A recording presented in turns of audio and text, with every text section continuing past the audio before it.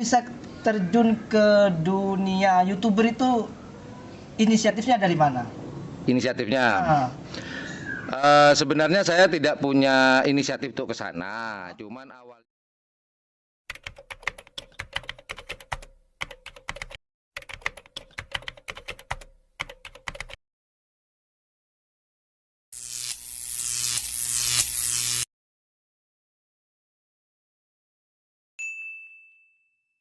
awalnya dulu itu saya waktu itu touring ke Jember.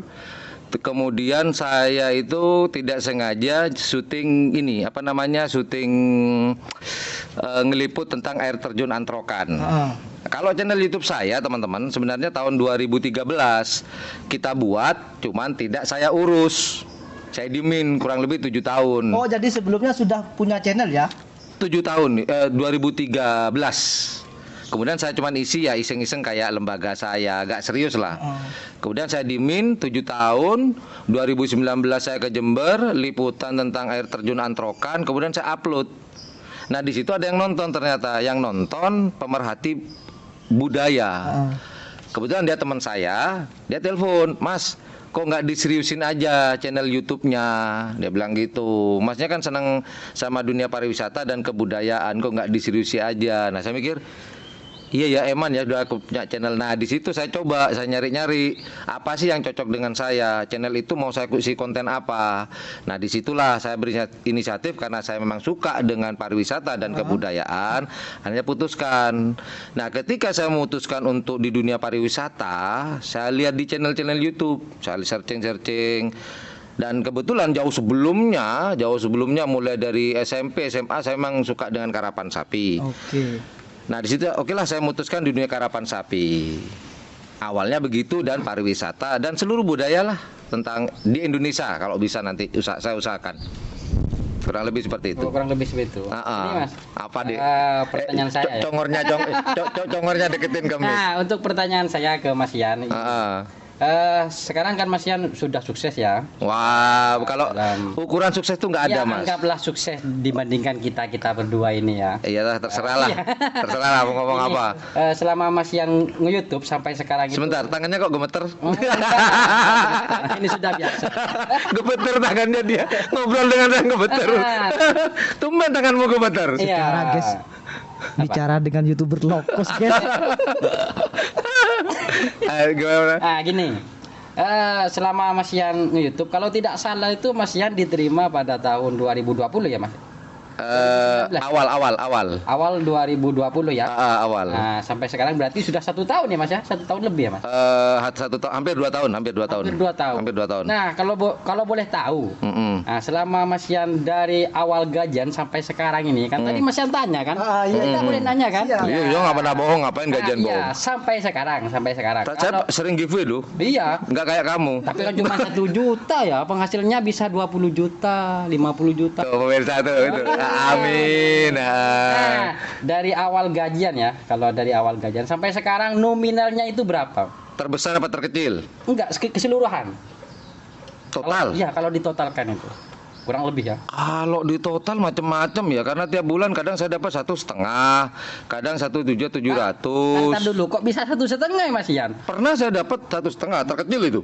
Padahal Mas Yan ini termasuk channel terbesar ya di Madura ini ya. Apalagi dengan kita-kita ya, Pak.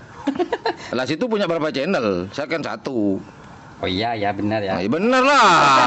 Situ 3 dibandingin 1. Coba saya punya 3 dengan seperti Anda, mungkin saya punya gaji bisa, kalau saya bisa 10. Rugi kalau punya 3 channel, gajinya cuma 3 juta. Nah, berarti Mas Yan pernah dapat gaji 1,5 ya? Itu terendah. Terendah. Tertinggi itu saya pernah dapat gaji di Karapan tahun 2020. Itu gaji saya tertinggi waktu itu dapat 4.400.000 sekian. Anggaplah 4,5. Pas Yang pernah diedit sama kamu tuh loh. Oh iya. Saya pernah gajan nih teman-teman ya. Gajan ini lumayan luar biasa buat saya. Bukan untuk YouTuber yang kelas kakap. Buat saya itu pernah saya gajan kemudian Mas capture Mas. Biasa edit diambil ada diedit jadi berapa 4 juta diakui dia itu enggak apa-apa lah. Tapi alhamdulillah ketularan ya. Sekarang udah 3 juta ya. Alhamdulillah. Ya gaji tertinggi saya itu anggaplah 4,5 juta. Itu pun cuma 1 kali. Rata-rata untuk sekarang ini stabilnya di angka kadang 23, 2,5 kurang lebih begitu. Ya seperti kamu yang mengatakan habis di tengah jalan.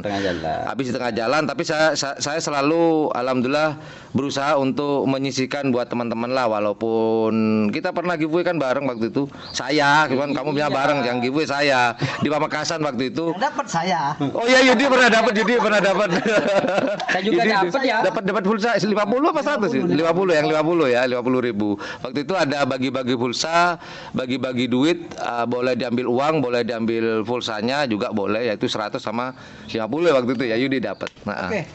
Kan untuk sekarang ini aktivitasnya Mas Yan itu aslinya itu sebagai apa, Mas? aslinya. Heeh. Aslinya sebenarnya saya seorang guru, boleh, bisa. Kalau ngajar di pondok namanya apa? Ustadz ya. Kalau dikatakan Ustadz nggak juga, anggaplah ngajar. Istilah ngajar lah. Nah, Ngajar. kan sering ya kalau di lapangan itu sering lihat Mas Yan kayaknya setiap hari lah. Untuk meluangkan waktu sampean itu untuk ke lapangan itu gimana caranya kok bisa? Padahal di sisi lain sampean itu ngajar. Punya kan? kesibukan Punya ya. kesibukan. Itu gimana kok bisa gitu, Mas? Kuncinya loh. Kuncinya harus jadi bos. Nah, benar. Harus jadi bos. Jadi bos, ya. Karena begini teman-teman, kuncinya yang pertama harus jadi bos. Almarhum Bob Sadino pernah mengatakan untuk para entrepreneurship atau wira swasta seperti saya atau kita ini, sekecil apapun usahamu, kamulah bosnya. Jadi ketika kita jadi bos ya suka-suka kita, tapi segala sesuatunya ada konsekuensinya. Betul. Ketika kita memilih yang ini, umpamanya contoh, saya meluangkan waktu, saya mau ke lapangan nih, saya mau ke lapangan, otomatis ada beberapa yang ditinggal di situ kewajiban saya. Namun saya tidak semerta-merta meninggalkan kewajiban saya. Ada orang kepercayaan saya yang bisa menghandle kegiatan saya di belakang. Kurang lebih seperti itu. Mohon Jadi maaf, Mas. Sampean ini sekarang sudah PNS atau bukan, Mas? siapa? Saya nggak pernah jadi PNS. Lah, kan ngajar, Mas, jadi guru. Saya bilang bos.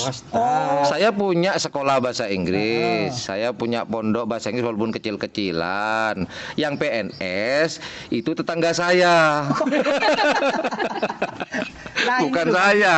Yang buat saya kagum sama Mas Yan itu. Oh, Anda kagum dengan saya. Kos.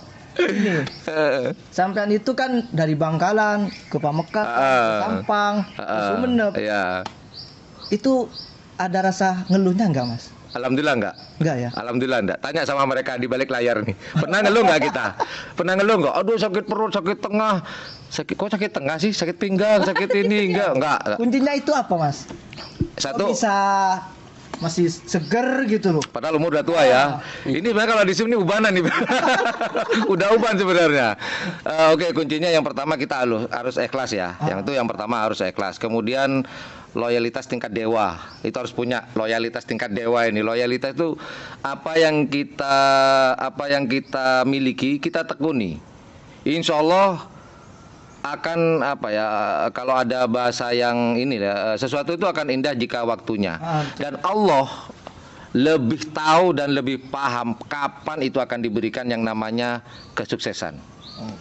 Terus yang ketiga tadi apa? Keikhlasan, loyalitas, dan kita merasa senang di bidang itu. Kamu Tidak terbebani ya. Jangan merasa terbebani. Jangan kayak Dalil. Dalil ini ya apa ya? Terbebani dia hidupnya. Bisa, Bro. Udahlah bilang iya gitu loh. Saya terus ini. Saya tahu Anda, diem. Saya tahu Anda. Sampai kan sering sama Mas.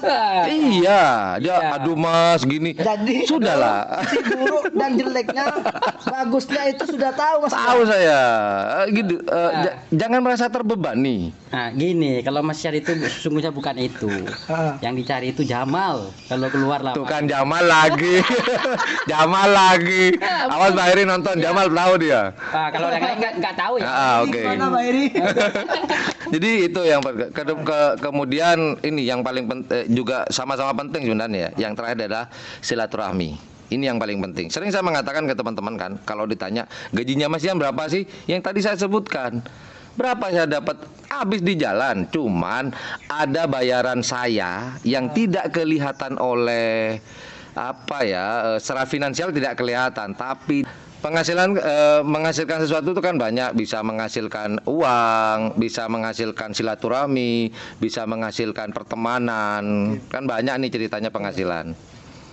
Ada yang mau ditanyakan? Bingung dia, bingung. Mulai. Bingung kalau saya mau Gini nanyakan loh, apa Mas. nih? Intinya kalau jadi YouTuber lah, prinsipnya itu harus disiplin ya. Yang Ya. pertama. Kalau masalah disiplin bukan hanya di YouTuber, semuanya kita harus disiplin. Harus itu. Oke. Seperti Anda buka toko nih, Ah. ya Anda harus disiplin, harus konsekuen dengan apa yang sudah Anda putuskan. Seperti itu. Jadi Anda sebagai YouTuber, saya passionnya di sini, ya harus disiplin. Disiplin kan salah satu bentuk tanggung jawab. Bentuk tanggung jawab kita terhadap channel kita, usaha kita, ke keluarga kita, kepada teman kan begitu. Mas Dalil, Ya. mau tanya nih, ada yang nikah lagi nggak? Oh, kalau saya ya ada. Yang kena dong. Yang kena dong. Aduh. Ada niat untuk nikah lagi nggak? Maksudnya nikah yang mana ini? Iya nikah apa lagi? Ya kalau saya pengen lah. Pengen. Namanya itu manusia. Manusiawi Wajar ya. lah kalau pengen ya. Takutnya nanti pulangnya ini saya yang kena. Jiwa Anda sedang terancam sekarang ya. Ya ini. Soalnya saya yang ngajak ini Mas. Oh gitu ya. Heeh. Udahlah nggak usah bahas itu. Saya mau tanya ke Yudi sekarang. Yud, Oke. kenapa Anda pilih channel di Karapan Sapi dan Kelinci sekarang? Kenapa? Kan konten gini, banyak. Sebetulnya gini Mas. Awalnya itu kan bukan tujuan saya bukan ke kerapan sapi. Awalnya kan cuma spesialis kerapan kelinci. Kan saya juga senang kerapan kelinci. Awalnya kan dulu saya memang senang sama kerapan sapi. Tapi sudah berhenti gitu loh Mas. Malas. Nggak, bukan malas. Sudah Oh iya, kamu kan pernah jadi perawat sapi ya, karapan sapi ya? bukan jadi perawat Mas. Apa? Istilahnya lah Pemilik. yang kedua lah. Ya tetap perawat. Iya. Perawat. Awalnya kan sudah nggak punya, sapi sudah dijual sama om saya. Oh, omnya yang punya nih dulu. Iya, Apa tuh? Tim apa? Kalau boleh tahu. dulu itu gak ada tim Mas. Ya apa namanya? Sapinya? Yang terkenal itu Manohara. Manohara. Manohara sama Absaab gitu loh. Manohara dengan Absaab. Itu punyanya Om Yudi. Ah. Omnya Yudi.